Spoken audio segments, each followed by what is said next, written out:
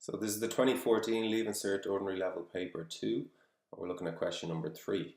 Part A1 says the circle C has equation x plus 2 squared plus y minus 3 squared equals 100. Write down the coordinates of A, the center of C, and write down or the length of the radius of C. Okay, so I've taken this formula here from the tables book. So this is the formula for the equation of a circle. So I'm just going to match up some parts of this general equation with the one we have. So you can see here that the equation of a circle which has a center hk and a radius r is x minus h squared plus y minus k squared equals r squared. So this looks very similar to the setup here, and we can see that this negative h is in the position of the positive 2. The negative k is in the position of the negative 3. And the r squared is in the position of the number 100. So we can use this information then to work out the center hk. So the center, if minus h is plus 2, well then h will be minus 2. So that's going to give us minus 2 for h. Remember, the center is hk, so that's going to be our h value, and our k value will be here. So minus k is minus 3. Well, that means k is 3. So that's the center, minus 2, 3. And then we have that r squared is 100. Well, if r squared is 100, that means r is the square root of 100. And the square root of 100 is 10. So r is 10. Okay, part 2 says show that the point P, which is minus 8, 11, is on the circle C. Well, if you want to show or prove that a point is on the circle, you just substitute this point, the x part and the y part, into the equation and see if it satisfies it. So it should satisfy it because it's saying show. So I'm going to replace this x with minus 8 plus 2, that's all squared, plus, instead of y, I'm going to put in 11, minus the 3 squared, and that should be equal to 100. So let's see, minus 8 plus 2 is minus 6, and minus 6 squared is 36. Minus by minus giving plus. Here we have 11 minus 3, which is 8, and 8 squared is 64. And we have then, sorry, that should be 100 there, equals 100. So then we're saying that 36 plus 64 on the left, well, that's 100. So we find that 100 is equal to 100, so it satisfies the equation. So there we've shown that the point is on the circle. Part B1 says find the slope of the radius AP. So we're looking for the slope of the radius AP. So the point A was the center, which is minus 2, 3. And the point P is given in part A2 here, which is minus A, 11. So we want the slope of the radius, which is the line joining these 2 points. So the formula for slope, again from the tables book, is this one down here. So we're just going to match up, well, we're going to name this point here first. We're going to call A x1, y1. I could call P that as well, but it doesn't matter. Then I'm going to call P x2, y2. And then I'm just going to sub those values into this formula. So y2 will be the 11, y1 will be the 3, x2 will be the minus 8, and x1 will be this minus 2. So the slope, which is denoted by the letter M, is y2, so the yellow minus the green, so that's 11 minus 3 over the blue minus the pink, so that is minus 8 minus the pink, which is minus 2, so be careful there on the bottom. So what we get then here is we get minus 4 over 3 when you do this on your calculator. You get minus 4/3. So that's the slope of the radius AP. B part 2 says, hence find the equation of t, the tangent to C, that's the circle C, at the point P. Okay, so let's just kind of draw a schematic here for ourselves, or a little sketch rather, just so we can visualize this. So remember, we've just found out, we know that the center A, we know that, and we know that the point P is somewhere, let's say there, that's P, and we know what they are, and we've just figured out the slope of this line here, the radius, we figured that out, and that was, from the previous calculation, minus 4/3.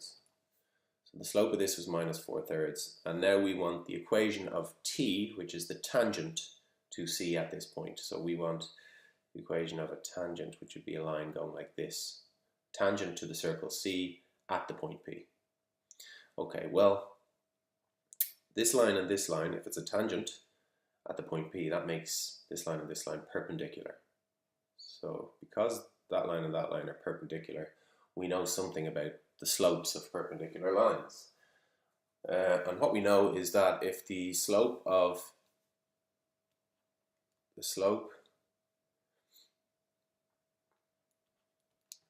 AP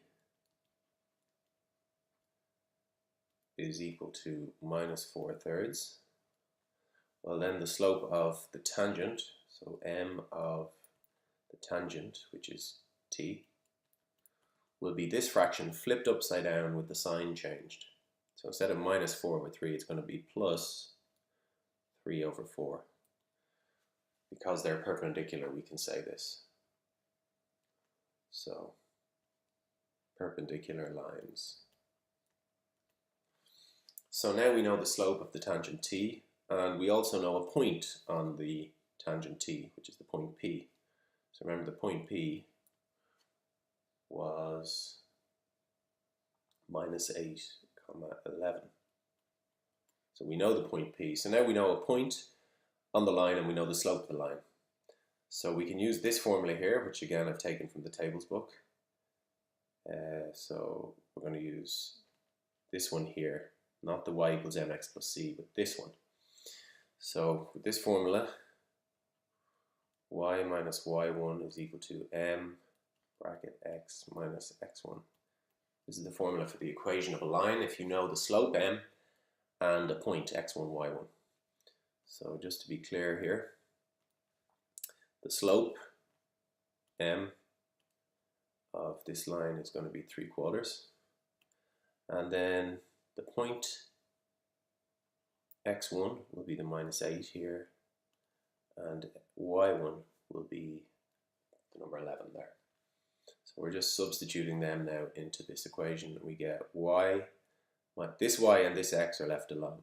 So you get y minus y1, which is 11, which is equal to m, which is 3/4, bracket x minus x1, which is minus 8. So be careful there, double negative.